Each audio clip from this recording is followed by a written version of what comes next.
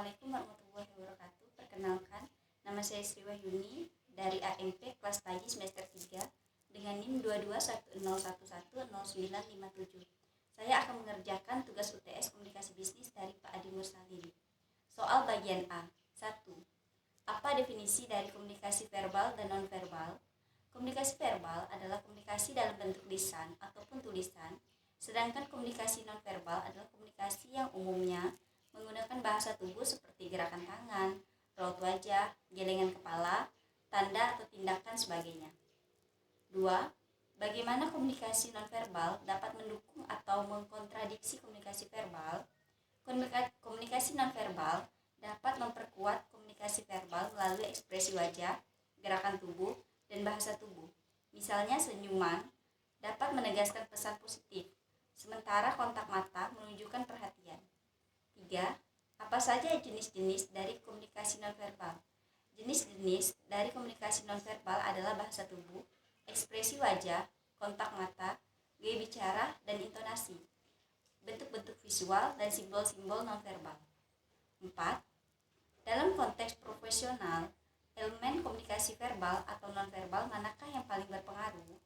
Dalam konteks profesional, baik komunikasi verbal atau nonverbal memegang peran penting. Namun elemen yang paling berpengaruh dapat bervariasi tergantung pada situasi dan budaya organisasi. Kontak mata, sikap tubuh, dan ekspresi wajah dapat mempengaruhi persepsi dan membangun hubungan interpersonal yang baik. Di sisi lain, komunikasi verbal yang jelas, tepat, juga krusial, terutama dalam pertemuan bisnis atau presentasi. 5. Bagaimana seseorang dapat memperbaiki keterampilan komunikasi verbalnya? Yang pertama, praktek berbicara. Kedua, perhatikan artikulasi dan intonasi. Ketiga, dengarkan dengan aktif. Keempat, perhatikan bahasa tubuh. Kelima, perhatikan kecepatan bicara. Keenam, perkaya kosakata. Ketujuh, terima umpan balik. Dan yang terakhir, pelajari keterampilan presentasi. 6. Apa saja tantangan yang biasanya dihadapi dalam komunikasi nonverbal lintas budaya? Dalam komunikasi nonverbal lintas budaya, beberapa tantangan meliputi perbedaan dalam bahasa tubuh, ekspresi wajah, gerakan mata, dan norma-norma sosial. Misalnya, sebuah gestur yang dianggap sopan di suatu budaya mungkin dianggap kurang sesuai di budaya lain. Selain itu, interpretasi yang berbeda terhadap ekspresi wajah dan jarak fisik juga dapat menjadi hambatan dalam memahami pesan nonverbal secara tepat. 7. Bagaimana peran komunikasi verbal dan nonverbal dalam negosiasi bisnis? Kombinasi yang efektif antara komunikasi verbal dan nonverbal dapat meningkatkan pemahaman, membangun kepercayaan, dan memperkuat hubungan bisnis dalam konteks negosiasi. 8. Bisakah komunikasi nonverbal digunakan untuk mendeteksi kebohongan atau ketidakjujuran?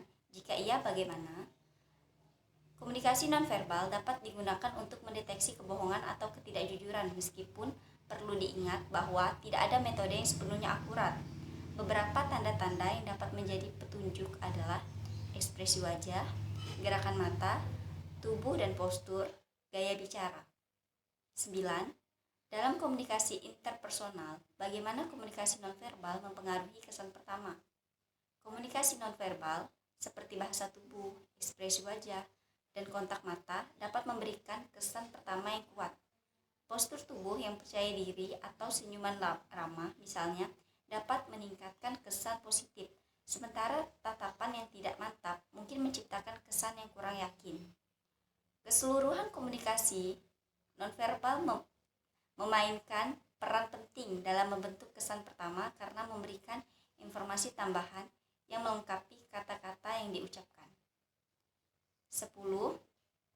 Sejauh mana teknologi mempengaruhi komunikasi verbal dan nonverbal dalam pertemuan virtual? Teknologi memiliki dampak signifikan pada komunikasi verbal dan nonverbal dalam pertemuan virtual.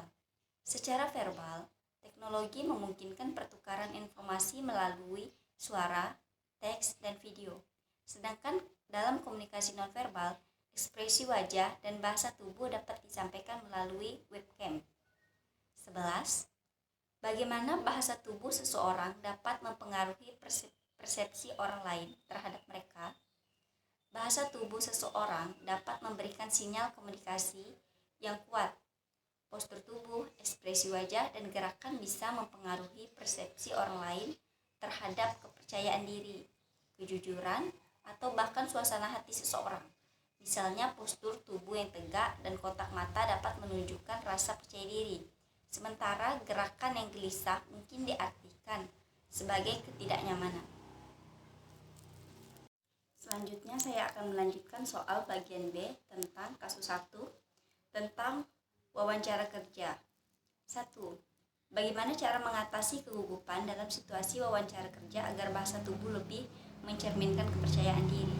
1. Persiapkan diri dan materi dengan matang. 2. Jangan lupa berlatih. 3. Buat pertanyaan yang mungkin ditanyakan. 4. Berpikir positif dan tenang. 5. Datang lebih awal dan berpakaian rapi. 2. Sejauh mana pengaruh komunikasi nonverbal terhadap keputusan perekrut dalam menilai seseorang kandidat? Komunikasi nonverbal seperti bahasa tubuh dan ekspresi wajah dapat memberikan kesan yang kuat pada perekrut. Sikap dan gestur yang positif bisa meningkatkan kesan tentang seorang kandidat. Sementara ekspresi atau gerakan yang kurang tepat dapat mempengaruhi penilaian. Oleh karena itu, pemahaman dan kontrol terhadap komunikasi nonverbal dapat berperan penting dalam membentuk persepsi perekrut terhadap kandidat. Kasus 2 yaitu tentang presentasi produk. 1. Bagaimana pentingnya memilih kosakata yang tepat dalam komunikasi verbal saat mempresentasikan suatu produk? Pemilihan kosakata yang tepat dalam komunikasi verbal saat mempresentasikan suatu produk sangat penting karena dapat mempengaruhi persepsi dan pemahaman audiens. Kosakata yang tepat dapat membuat presentasi lebih jelas, persuasif, dan mudah dipahami. Ini membantu menciptakan kesan positif terhadap produk dan meningkatkan kemungkinan kesuksesan prestasi. Soal nomor 2. Bisakah komunikasi nonverbal yang efektif mengimbangi kelemahan dan komunikasi verbal? Berikan contohnya. Komunikasi nonverbal yang efektif dapat membantu mengimbangi kelemahan dalam komunikasi verbal. Sebagai contoh, jika seseorang merasa canggung atau kesulitan mengekspresikan diri secara verbal, ekspresi wajah yang ramah dan bahasa tubuh yang percaya diri dapat membantu menyampaikan pesan dengan lebih jelas. Gestur tangan yang tepat, kontak mata yang baik, dan postur tubuh yang terbuka juga dapat meningkatkan daya tarik dan kepercayaan dalam komunikasi. Bahkan jika kata-kata yang digunakan terbatas atau kurang tepat. Kasus 3. Pertemuan tim. 1. Apa dampak perilaku nonverbal pemimpin terhadap moral dan motivasi anggota tim? Perilaku nonverbal pemimpin seperti melihat jam tangan dan ponsel secara berulang dapat memberikan dampak negatif terhadap moral dan motivasi anggota tim. Tindakan tersebut dapat diartikan sebagai kurangnya perhatian, rasa tidak sabar yang dapat mengurangi kepercayaan dan semangat kerja anggota tim.